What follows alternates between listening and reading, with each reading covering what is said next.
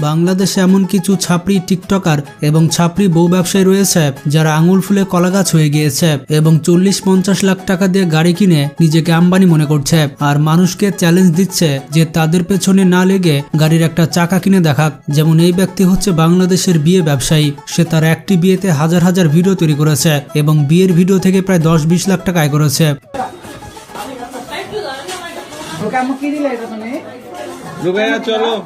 যখন ভারতের ধনী আম্বানির ছেলের বিয়ে হয় তখন সকল নিউজ চ্যানেলে শুধু তাদের বিয়ের খবর দেখায়, কিন্তু আমাদের দেশি আম্বানির বিয়ের ভিডিও কোথাও প্রচার হয় না। তারা নিজেরাই নিজেদের প্রোফাইলে হাজারটা ভিডিও আপলোড দেয়।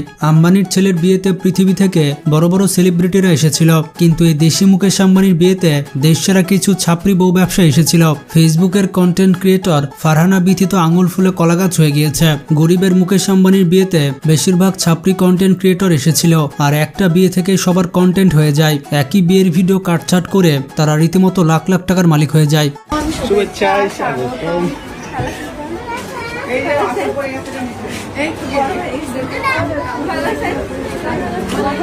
যে যেমন ভাবে পারছে তেমন ভাবে ফেসবুকে ভিডিও ছাড়ছে। যার বিয়ে সেও হাজার খানিক ভিডিও ছেড়েছে, আবার যাদেরকে বিয়েতে ইনভাইট করা হয়েছে তারাও হাজার খানিক ভিডিও ছেড়েছে।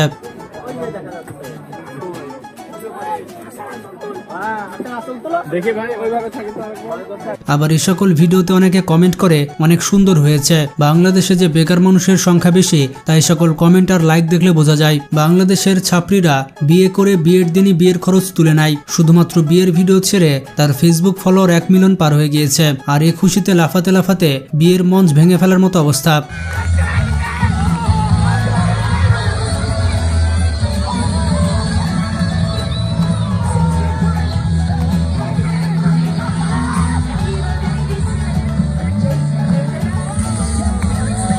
যদি বউয়ের জন্য লাফাতো তাও একটা কথা ছিল, বউ বেচারা কতটা হতভাগী যে এরকম একটা জামাই পেয়েছে।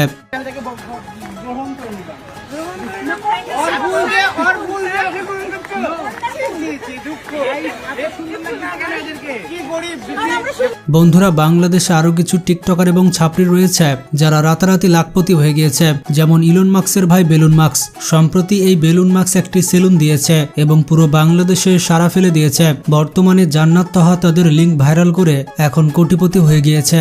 মনে রাখতে হবে, আপনার সেই ভালোবাসার জন্য দেওয়া ছবি কিন্তু আপনাকে কাঁদাবে, আপনার সেই ভালোবেসে বন্ধুকে দেওয়া ভিডিও কিন্তু আপনাকে ফাঁসাবে। এবং একটি সেলুনও দিয়ে ফেলেছে। অনেকে তাকে বাংলাদেশের সেরা বউ ব্যবসায়ী বলে। জান্নাত তাহা ভালো মতোই বুঝতে পেরেছে যে বাংলাদেশে আঙুল ফুলে কলাগাছ হতে হলে বউ ব্যবসা করতে হবে। তেমন কিছু না গাইস, দ্বিতীয় লিঙ্ক ভাইরাল করার জন্য প্রস্তুতি নিচ্ছে। বউ ব্যবসা করার পাশাপাশি লিঙ্ক ব্যবসা করতে হবে আর এভাবে টাকা জমিয়ে তারা একটি সেলুন দিয়ে ফেলে। জান্নাত তাহার একটি ভিডিওতে দেখা যায় সে স্যুট বুট পরে আসছে এবং তার পেছনে 5-6 জন বডিগার্ড রয়েছে এবং সেলুনে ঢোকার পর মানুষ তার কোট খুলে দিচ্ছে, আবার কেউ তার জুতা মুছে দিচ্ছে। সেলুন দিয়ে যে কোটিপতি হওয়া যায় সেটা প্রমাণ করলো আমাদের দেশের বউ ব্যবসায়ী জান্নাত তাহা ওরফে বেলুন মাস্ক। তবে সে সেলুনে এসে ক্যালকুলেটরে হিসাব করছে। এটা কেমন জানি পার্সোনালিটির সাথে যাচ্ছে না। যদি সেলুনে একটা ল্যাপটপ নিয়ে হিসাব করতো তাহলে বিষয়টা জমে যেত। আর ল্যাপটপটা আমার দিয়ে দা, ল্যাপটপে আমার ইম্পর্টেন্ট কাজ আছে। তুইও দা। দাস নাকি? আজকে আমারে জানতেই হবে বাউ সেলুনের ভিতর ল্যাপটপ দিয়ে কি করে। শার্টটা নামিয়ে দিই।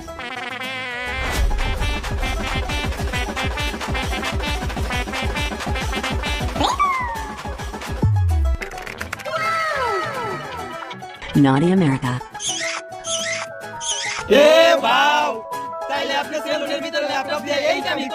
এই বেলুন মাস্কের আইকন হচ্ছে আমাদের দেশের বাল গেটস, মানে আরেকজন সেলুন ব্যবসায়ী। এবং বাল গেটস সায়েন্স নিয়ে অনার্স করেছেন আর অনার্সে কটা সাবজেক্ট সেটাও জানে না। এই বাল গেটস সর্বপ্রথম সেলুন দিয়ে নিজেকে জব ক্রিয়েটর দাবি করে। তার কাছ থেকে বেলুন মাস্ক এখন সেলুন দিয়ে মিলিয়নার হয়ে গিয়েছে। আর এসব কিছু শুধুমাত্র টিকটক করেই সম্ভব।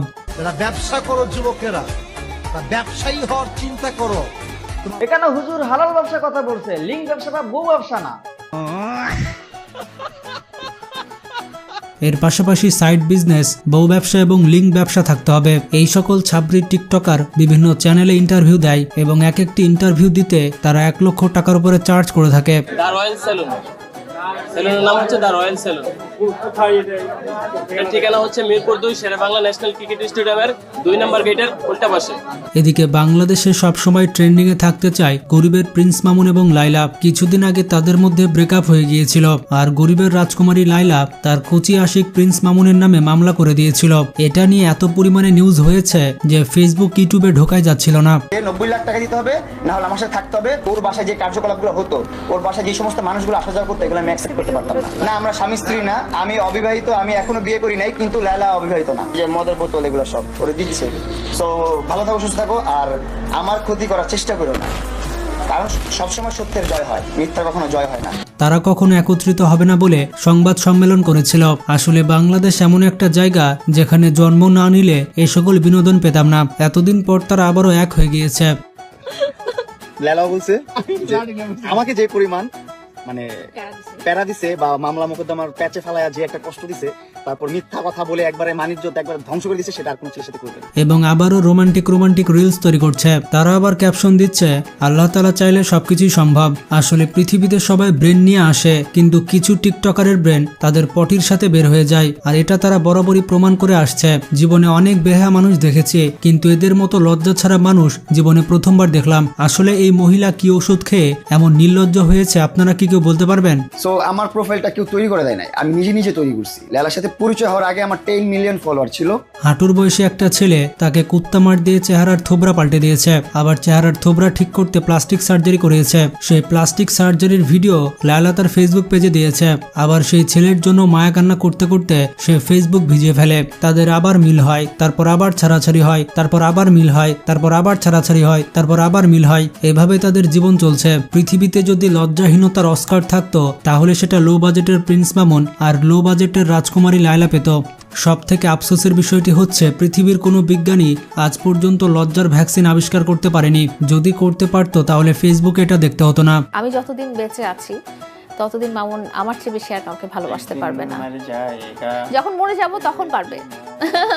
আর আরেকটা জাস্টিন বিবারের দারাজ ভার্সন অপুর কথা কি বলবো। ছাপড়ি টিকটকারদের নিয়ে কথা বলছে, আর সেখানে অপুর নাম থাকবে, এটা তো পাবলিক ডিমান্ড। অপু 2.5 কোটি টাকা দিয়ে একটি ল্যাম্বরগিনি কিনেছিল এবং সেটা নিয়ে ভিডিও করে ফেসবুক মাথায় তুলেছিল। তবে অনেকে বলছে এটা হচ্ছে ভাড়ার গাড়ি, অপু ঘন্টা ভিত্তিক এটা ভাড়া নিয়েছে।